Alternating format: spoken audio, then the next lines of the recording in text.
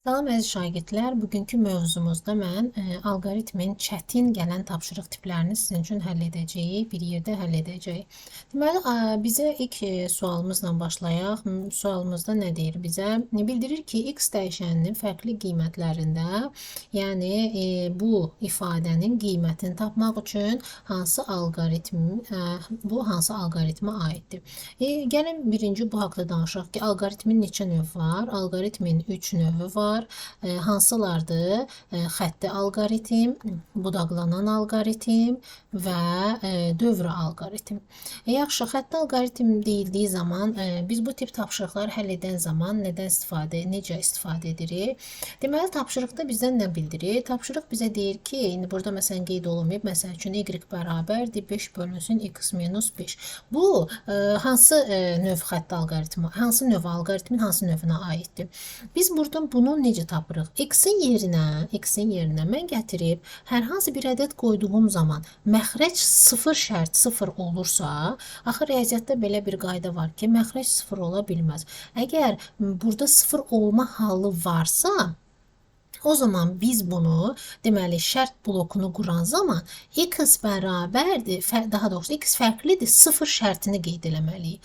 Səbəb isə məxrəcin 0 ola bilməmə şansıdır. İndi yoxlayıram. Bura müsbət 5 qoyduğum zaman 5 minus 5 nə oldu? 0. Deməli, məxrəc 0 ola bilməz. Ona görə mütləq mən nə qoymalıyam? X fərqlidir, 0-dan qoymalıyım. Əgər hər hansı bir şərt qoyulursa, biz buna deyirik hansı alqoritmdir? Budaqlanan alqoritmdir. Bu tip tapşırıqları edən zaman mütləq bu şərti nəzərə alıb, siz xətti yoxsa budaqlanan olduğunu tapa bilərsiniz. İkinci tapşırığımız da bizə deyir ki, y bərabərdir 1 bölünsün x halında bu hansı alqoritmin növünə aiddir? Burada da yenə eyni halda. X-a mən əgər 0 bilirəmsə, yəni x 0 olduğu zaman, x 0 verilirsə, x axı məxrəc 0 ola bilməz. Ona görə mütləq mən x fərqli 0 halından istifadə edirəm. Yaxşı, burada sualı dəyişik qoysaydı ki, x bərabərdir 5 qiymətində bu ifadənin qiyməti tapılsın. O zaman biz nə deyəcəkdik? Buna xətti alqoritm deyəcəkdik. Sonra üçüncü tapşırığımızda bizə deyir ki, ixtiyari 100 ədəd arasında qiymətin tapılması. İxtiyari 100 ədəd deyirsə, avtomatik bizə yəni verilən cavab o olur ki, dövr alqoritmi. Çünki 2-dən çox təkrarlanma baş verirsə, biz buna deyirik necə alqoritm? Dövr alqoritmi. Yaxşı, mən sizə bir neçə sual kimi ünvanlayım. Məsələn, desəydi ki, 2 - 5 parçasında alqoritmin hansı növlərdir, yəni bu alqoritmin hansı növünə aiddir, o zaman olacaqdı mütləq ki, nə? Dövrü. Yenə də burada nə var? Təkrarlanma halları var. Məsələn, belə bir sual versəydi, kök altında x versəydi, desəydi ki, bu alqoritmin hansı növünə aiddir, siz də bilirsiniz ki, kök altında kökün yəni 0-cı halı ola bilməz. Ona görə biz bunu mütləq nə olacaqdı? 0-dan fərqli şərtini qoyduğumuz üçün budaqlanan alqoritm olacaqdı. Deməli, qarşınıza sual verildiyi zaman siz riyazi analiz etmə bacarığınızdan istifadə eləyib, onun 0 olma halının olub olmadığını yoxlamalısınız. Məsələn, loqaritma verildiyi zaman loqaritmanın indeksinin 0 olma halı yoxdur. O zaman da nə olacaq? Budaqlanan alqoritm olmuş olacaq. Gəlin indi davam edək. Sonra belə uşaqların çətinlik çəkdiyi tapşırıqlar var ki, alqoritm icrası nəticəsində x dəyişən 15 qiymətini alacaq. Y dəyişənin ilkin qiymətini tapın. Bunu necə tapacağıq? Bunun üzərində də işləyə bilərik. Deməli, mənə deyir ki, x dəyişəni, yəni axırdakı x 15 olub. 15 bərabərdir x üstə gəlir 8-ə. Yadınızda saxlayın ki, burada tapdığımız x yuxarıda, bax, buradakı x-ə aiddir. Yəni, bu x neçə ola bilər? 7. Deməli, bu x-in qiyməti bu 7-dir. Yəni, bu x-ə aiddir. 7 bərabərdir, x üstə gəlsin 3-ə. Deməli, bu x neçə oldu? 4 oldu. Bu 4 oldusa, deməli, buradakı 4-ə aiddir. 4 bərabərdir, x bölünsün 2-yə. Yəni, x neçə olub ki, 2-yə böləndə 4 eləyib? Bu oldu 8. Bu x-imiz da 8 oldu. Deməli, bu x-imiz 8 isə, deməli, bu buna aiddir. 8 bərabərdir, y üstə gəlsin 5. Buradan da biz y-i tapdıq ki, y-in cavabı 3 etmiş olar. Sonra növbəti tapşırığımıza baxaq. Növbəti tapşırığımız biraz fərqli üslubla həll olunur. Çünki mənə deyir ki, bu tip tapşırığı biz belə həll edəcəyik. Deməli, bunu burada yazacağım sizin üçün. Y, deməli, y bərabərdir x minus 9, x bərabərdir y üstə gəlsin 15, y bərabərdir x üstə gəlsin y üstə gəlsin 4. Yaxşı, bunu necə həll edəcəyik? Bunun həll etmə üsulu biraz fərqlidir. Burada mən nömrələmə üsulundan istifadə edirəm. Bu, deməli, sol tərəfdə olan məlum olmayan əmsal sağa keçdiyi zaman o nömrəsini dəyişir. Amma sağda olan sola keçdiyi zaman bu isə nömrəsini dəyişmir. Bu nömrəsini dəyişir, yəni bu mənim üçün önəmli deyil. Çünki bunun mənə dəyərini verib. Bunun dəyəri 49-dur. Bunun dəyərini qeyd edirəm 49. Aha, burada mənim x-im 2 idi, y-im isə sonuncu sol tərəfdə olan nömrələri qeyd edirəm. Burada isə yenə riyazi bacarığımız işə gəlir, çünki biz əvəz etmə üsulundan istifadə edəcəyik. Gətirib x2-nin yerinə y1 plus 15 üstə gəlsin y1 üstə gəl 4 qoyuram. Bu da 49-a. Burada əvəz etmə üsulundan istifadə edirəm. 49 çıxılsın 19. Deməli 2y1 bərabərdir 30, y1 də eləyir 15. Məndən soruşur ki, burada x dəyişəninin, bax, buradakı x-i soruşur. Ona görə mən y1-i tapdım, elədi 15. Gətirib yerinə qoyuram 15.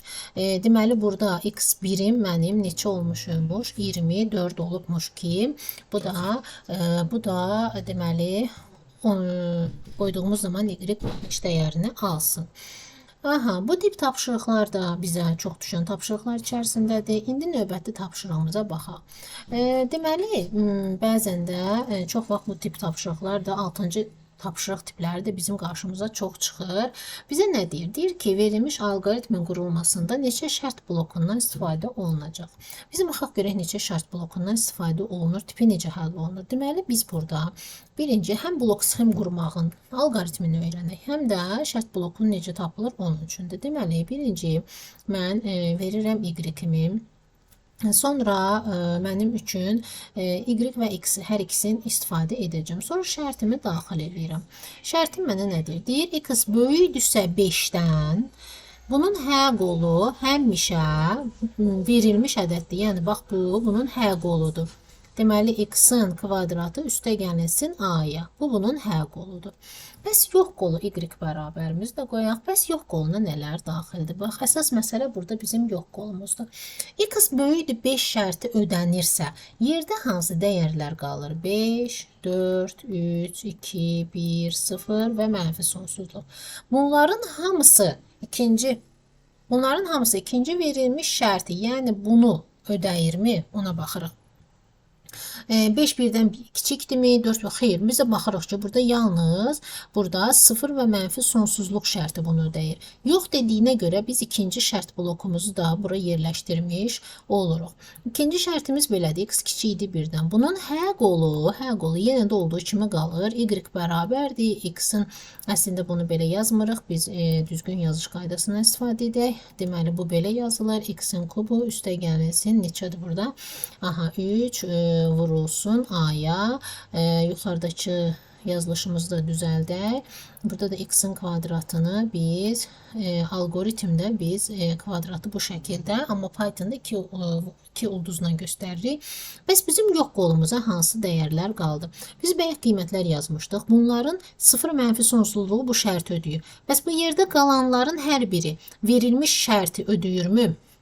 Baxırıq ki, burada əslində hamısı ödəyir. Bax, bunların 2-dən 5-ə ödəyir, amma 1 ödəmir. Çünki 1 1-dən kiçik deyil. Onun üçün deməli biz növbəti şərt blokumuzu buraya yerləşdirməliyik. 1 kiçikdir, x o da kiçikdir, bərabərdir 5. Bunun hə qoluna yenə də özünün yazılışında olan x-in üstü 4 üstə gəlsin, 2 vurulsun a və yox qolu isə boş qalır. Sonra buradan bu da düşür bura, bu da hamısı gəlir burada.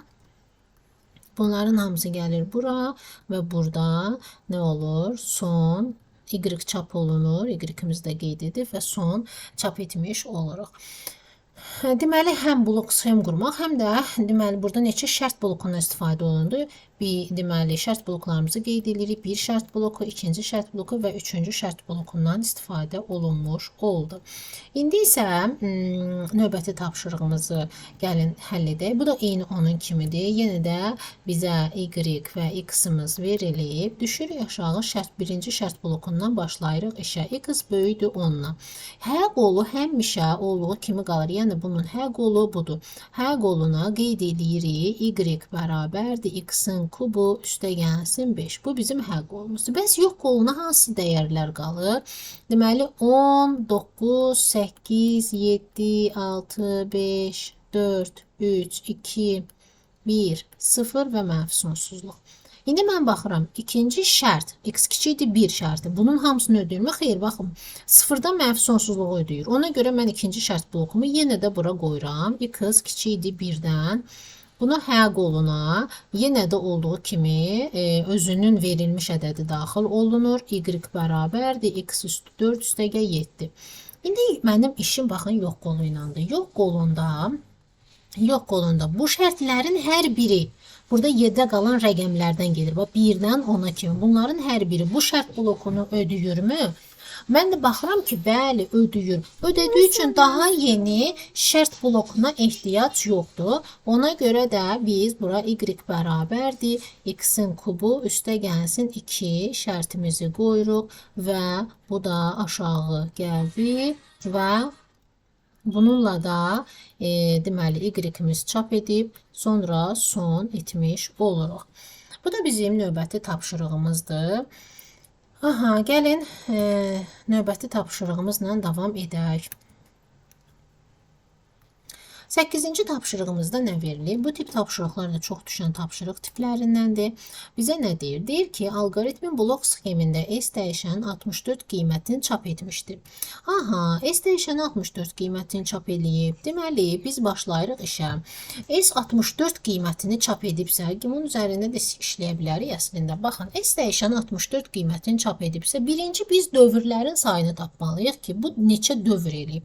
Dövrlərin sayını tapmaq üçün də S-in, baxın, S-in ilkin qiyməti, bax bu S-in ilkin qiymətidir. Yəni, 1 vurulsun 4 üstü K bərabərdir 64-ə. Bunu üstü K ona görə yazırıq ki, yəni bu neçə dənə dövr eləyib 64 eləyib. Buradan da K-nı tapırıq ki, deməli 3 dəfə dövr eləyə bilərdi. 4-ü 4-ü 16, 16-nı da 4-ü neçə eləyir? 64, 3 dövr. Biz dövrlərimizin sayını tapdıq. Bu 3 dövr gedib. Yaxşı, indi 3 dövr gedibsə, burada, deməli, burada bizdə şərtdə ən kiçik ədəd dediyi zaman dövrlərimizin sayı qalır, amma işarəmiz dəyişir. Nə üçün bu baş verir? Deməli, n üstə gəlinsin, buradan gedir söhbət. Bir dəqiqə, rəngini dəyişək. Aha, vurulsun K-ya. Deməli, bu K dövrlərin sayıdır. Yəni, mən burada n üstə gəlinsin, 9 vurulsun 3-ün dövrlərimizin sayı 3-dür və bax bu n-i, sanki bax bu n-i gətirib burada qoyuram yerinə də, bu n-in verilmişini bunu barıb burada qoyuram yerinə və böyükdür, bərabərdir 100 yazıram. Deməli, buradan tapıram ki, n üstə gəlsin 27 böyükdür, bərabərdir 100-ə. n də böyükdür, bərabərdir 100-dən 27 çıxıram. 100-dən 27 çıxanda neçə eləyir?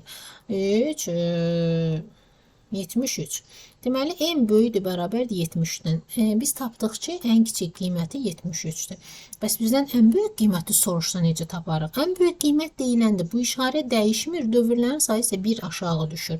Yəni, mən bunu belə yazıram. n üstə gəlinsin, 9 vurulsun 2, kiçikdir 100-dən. Bax, bu ən kiçik qiyməti idi, qeyd edirəm. Burada ən kiçik qiymət, indi isə ən böyük qiyməti tapıram.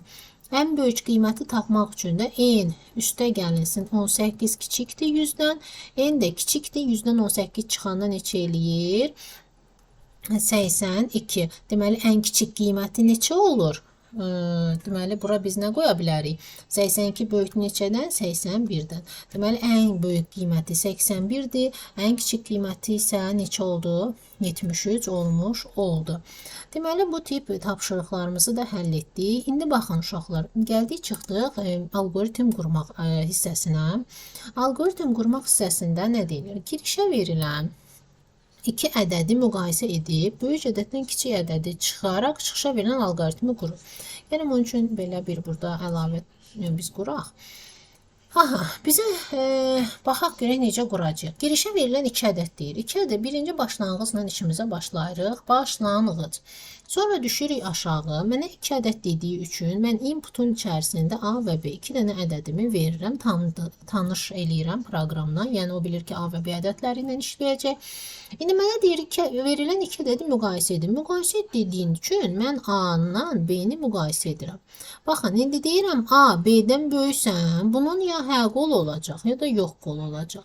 Əgər A B-də ki, böyük ədəddən kiçik ədədi çıxaraq çıxar. Əgər A B-dən böyükdürsə, C bərabərdir A minus B eləsin. Yox, əks halda C bərabərdir B minus A etsin və buradan da gəlirəm C-ni output eləyirəm, çapa verirəm və son edirəm. Burada yəqin ki, sizə çətin qalan bir hissə olmadı. Yaxşı, sonra ikincidə nə deyir? Deyir, girişə verilən ədədin tək və cüt olub olmadığı müəyyən edin. Yəni, yenə də eyni qaydada başlanğıc. Mənə deyir, girişə verilən hər hansı ədəd, məsələn, bir dənə A ədədi, bu inputdur. Daxil etdiyimiz zaman input olur, xaric etdiyimiz zaman output olur. Girişə verilən ədəd deyir, mən bu ədəd. Bəs biz təki cütü necə yoxlayırıq? Biz təki cütü belə yoxlayırdıq ki, əgər faiz 2 bərabərdir, 0 olarsa bu cütdür. Əgər faiz 2 bərabər 1 olarsa bu təkdir.